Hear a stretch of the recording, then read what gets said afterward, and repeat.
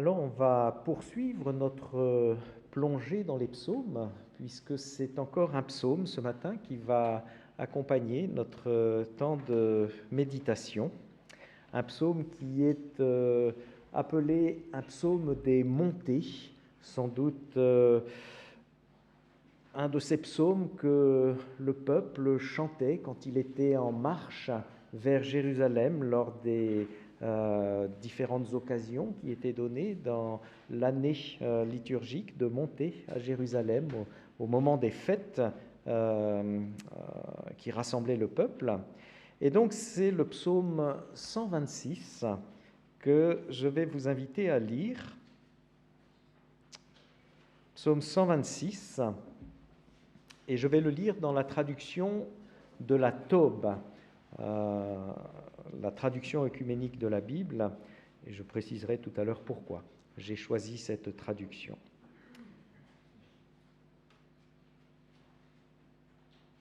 Psaume des montées. Au retour du Seigneur, avec le retour de Sion, nous avons cru rêver. Alors notre bouche était pleine de rire et notre langue criait sa joie. Alors on disait parmi les nations, pour eux, le Seigneur a fait grand. Pour nous, le Seigneur a fait grand et nous étions joyeux. Seigneur, retourne avec nos captifs comme les torrents du Néguev. Qui a semé dans les larmes moissonne dans la joie. Il s'en va en pleurant, chargé du sac de semences.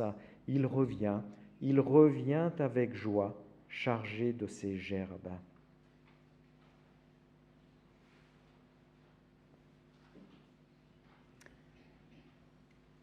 Il a été plusieurs fois question de la joie ce matin, de la joie du salut, et c'est aussi de la joie que je vais vous parler ce matin.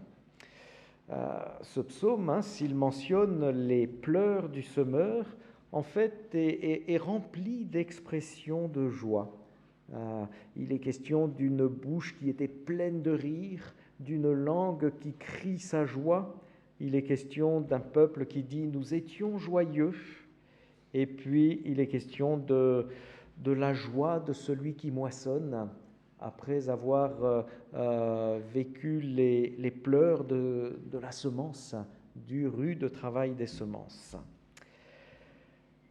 Alors on connaît tous les paroles du Nouveau Testament de l'apôtre Paul, « Réjouissez-vous toujours dans le Seigneur » dans Philippiens 4,4 ou bien dans la première aux Thessaloniciens, « Soyez toujours joyeux ». On sait tous aussi par expérience que sur cette terre, la joie permanente,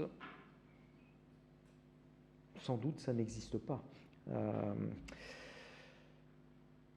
Hier soir, il y a eu la joie à Toulouse, mais il y a eu les pleurs à Nantes. Plus sérieusement, bon, je ne sais pas si c'est pas sérieux ça, mais enfin, plus théologiquement, disons, Jésus lui-même a pleuré. Il a même été triste à mourir, nous dit le Nouveau Testament. Et pourtant, avec de tels versets, on peut se demander si les chrétiens ne devraient pas être des spécialistes de la joie, au fond. En décembre dernier, avec Nathalie, nous sommes allés à la cérémonie d'obsèques d'un de nos voisins tourangeaux. Et la cérémonie était totalement laïque, elle était conduite par un employé des pompes funèbres au funérarium. Et à la sortie, un autre voisin, qui sait que je suis pasteur, m'a fait cette remarque, et franchement, je crois qu'il l'a fait sans malice, sans mal y penser. Il m'a dit, cette cérémonie était beaucoup moins triste que les cérémonies dans les églises. Alors quand même, sa remarque, elle m'a un peu fait réfléchir. Est-ce que nos cérémonies seraient plus tristes que les cérémonies laïques? Ça serait évidemment un comble pour nous qui prêchons l'espérance de la résurrection. Alors comment la joie peut-elle trouver place dans nos vies?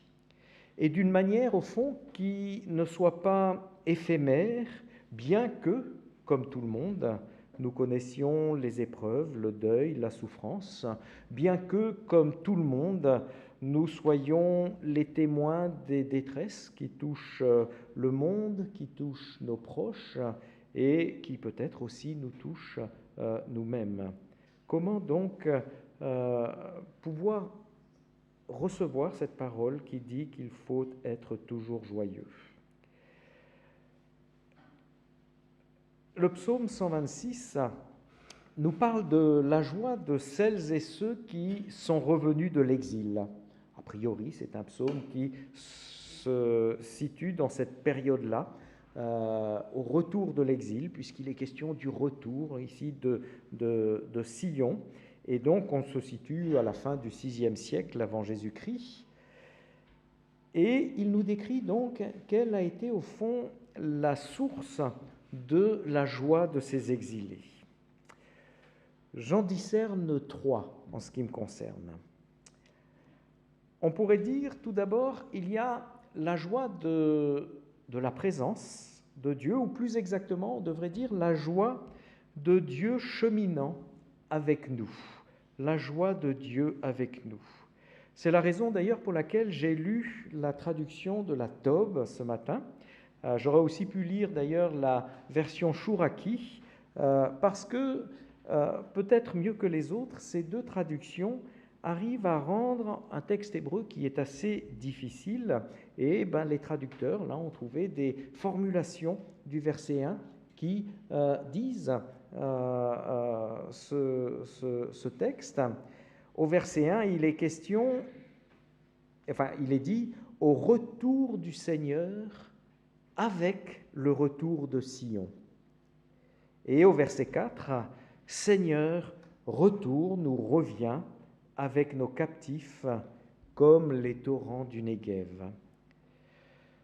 Selon ces versets, ce qui a été donc source d'une joie immense pour les exilés, ça n'a pas seulement été le retour en tant que tel, même si ça a dû aussi être source de joie, mais ça n'a pas été seulement cela, ça a été que ce retour signifiait aussi le retour du Seigneur lui-même. Le prophète Ézéchiel, en effet, avait annoncé qu'au moment de l'exil, le Seigneur il en avait eu la vision, le Seigneur avait quitté le temple, avait quitté la terre promise. Eh bien, au retour de l'exil, ce texte nous dit que le Seigneur revient avec les exilés. Il fait route avec son peuple, il marche sur les mêmes chemins. Et son retour est comparé à des torrents dans le Néguev.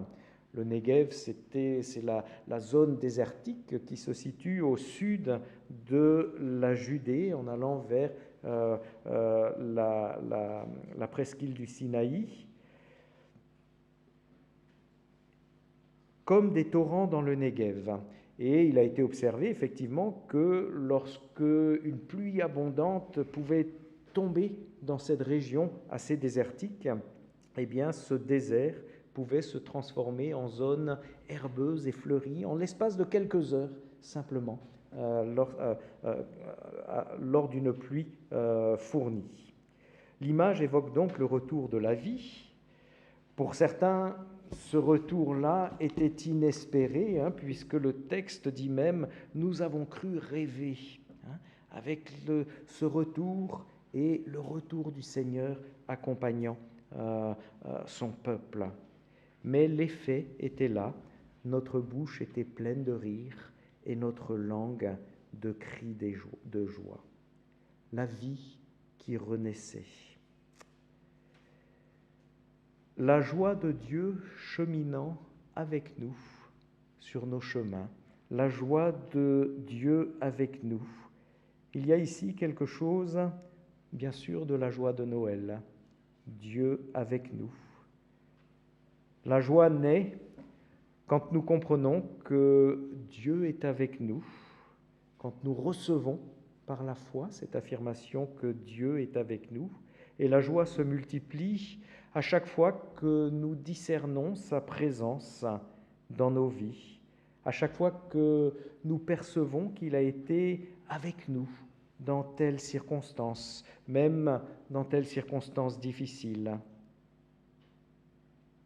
Quelle joie, en effet, lorsque sa présence nous devient perceptible, incontestable, une joie inattendue, soudaine, qui peut nous surprendre d'ailleurs, un peu comme les torrents dans le Néguev, mais une joie qui vient redonner vie, qui vient donner le bonheur d'avancer. Il y a donc la joie de Dieu cheminant avec nous, du Dieu avec nous. Ce psaume parle aussi de, on pourrait dire, la joie du miracle, ou plus exactement, la joie lorsque nous prenons conscience que Dieu agit, que Dieu a agi pour nous. Et cette joie, elle est exprimée ici par l'expression qui revient 2 fois, le Seigneur, pour eux, le Seigneur a fait grand, pour nous, le Seigneur a fait grand. Le Seigneur a agi vraiment en grand. Cette prise de conscience de l'action de Dieu, bien sûr, elle provoque la joie. Cette joie, là encore, c'est plus que le simple retour de l'exil, mais c'est la découverte pour les exilés qui revenaient de tout ce que le Seigneur a fait pour permettre ce retour. Et ils l'ont exprimé de cette façon en disant « Le Seigneur a vraiment agi en grand ». En effet, on pourrait lire le retour de l'exil comme un simple événement politique. L'Empire perse a pris le dessus et il a vaincu l'Empire babylonien et comme il menait une politique favorable à la réimplantation des exilés dans leur région d'origine, eh bien, ça a été vraiment un coup de chance pour le peuple. Mais en fait, le peuple, lui, il voit autre chose. Il voit plus qu'un phénomène de géopolitique, d'un empire qui remplace un autre empire, parce que ça s'est toujours fait ainsi et que ça continue de se manifester de cette façon-là.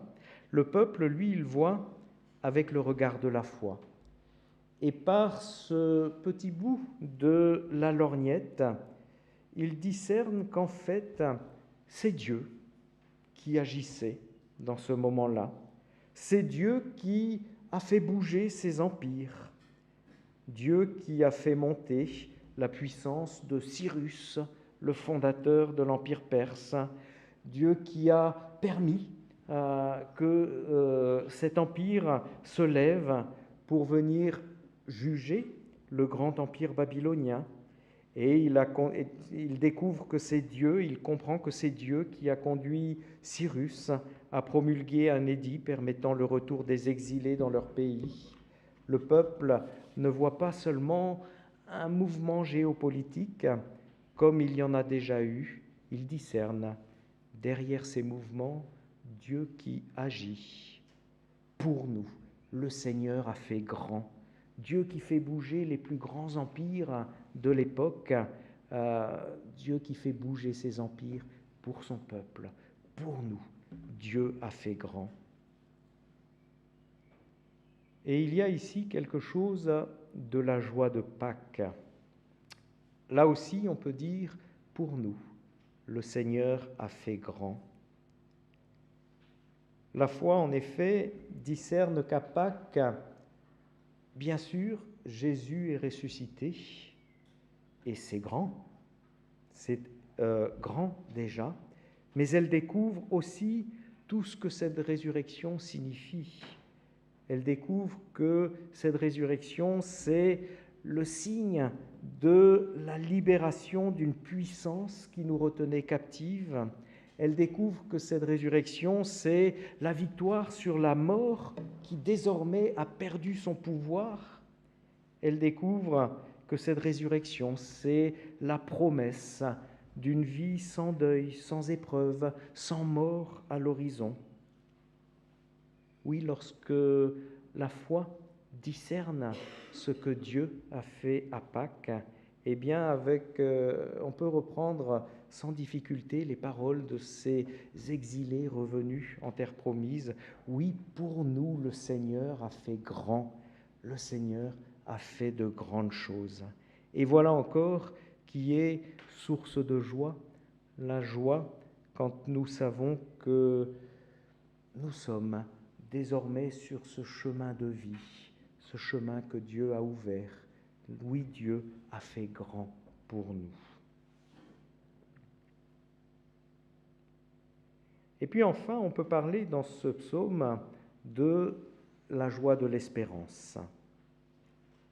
Le psaume parle de la joie de la moisson qui succède aux pleurs des semailles. Le semeur qui s'en va chargé de son sac de graines.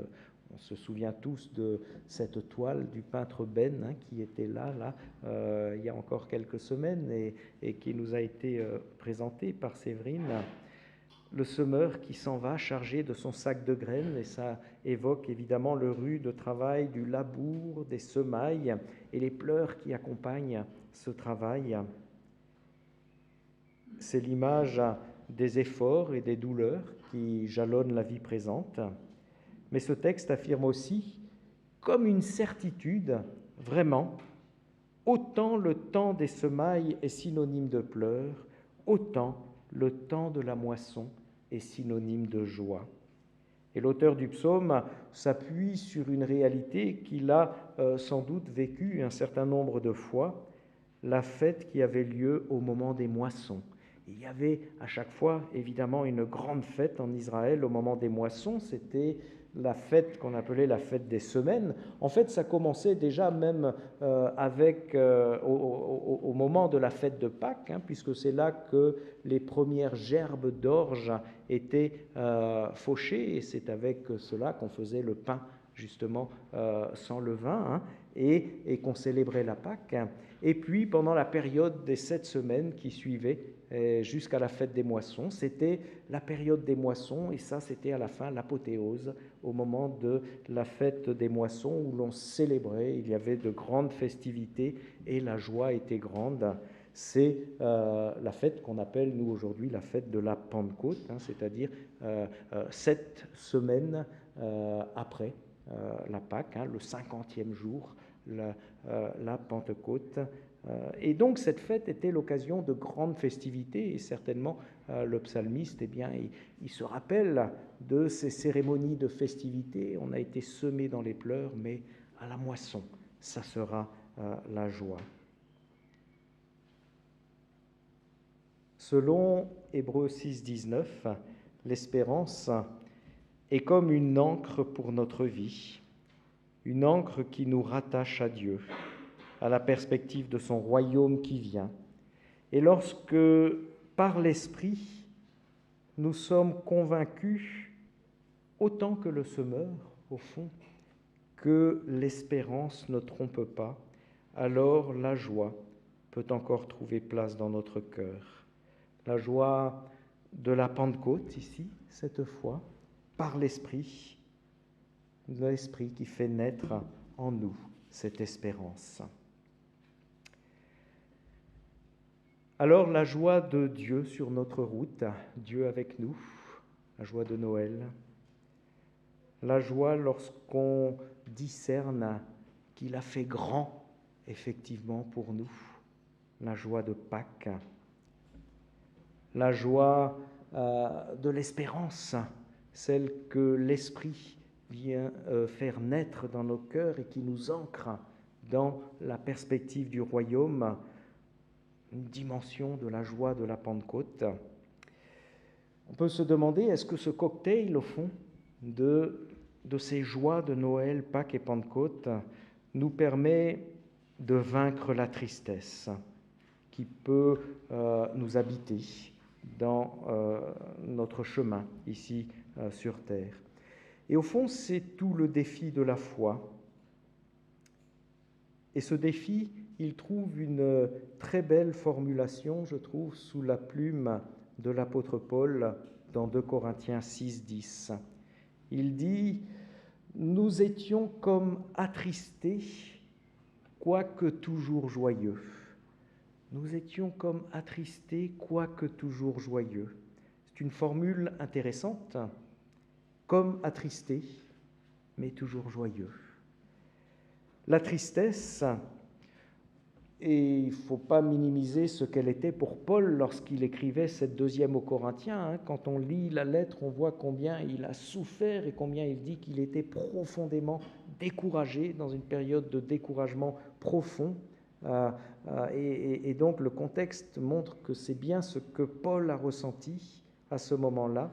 La tristesse, donc pourtant bien tangible, l'apôtre au fond la décrivait comme l'apparence des choses, ou on pourrait dire plutôt peut-être comme la surface tumultueuse et passagère de l'existence. Mais la réalité permanente qui nourrissait sa vie en profondeur, elle s'enracinait en Dieu. Le Dieu de Noël, le Dieu de Pâques, le Dieu de la Pentecôte, le Dieu avec nous, le Dieu qui fait grand, le Dieu de l'espérance. Et peut-être qu'il est là, au fond, le secret de l'apôtre, comme attristé, quoique toujours joyeux, une vie profondément enracinée dans ce Dieu nourri de sa parole qui lui permettait de goûter toute la saveur du Dieu de Noël, du Dieu de Pâques, du Dieu de la Pentecôte, d'être assuré de la présence de Dieu avec nous sur nos chemins de vie, d'être assuré que Dieu qui a fait grand à Pâques est celui qui marche là à nos côtés, d'être assuré que Dieu qui a donné l'Esprit à la Pentecôte est celui qui nourrit notre espérance et cette espérance qui nous permet d'être ancrés dans le royaume qui vient.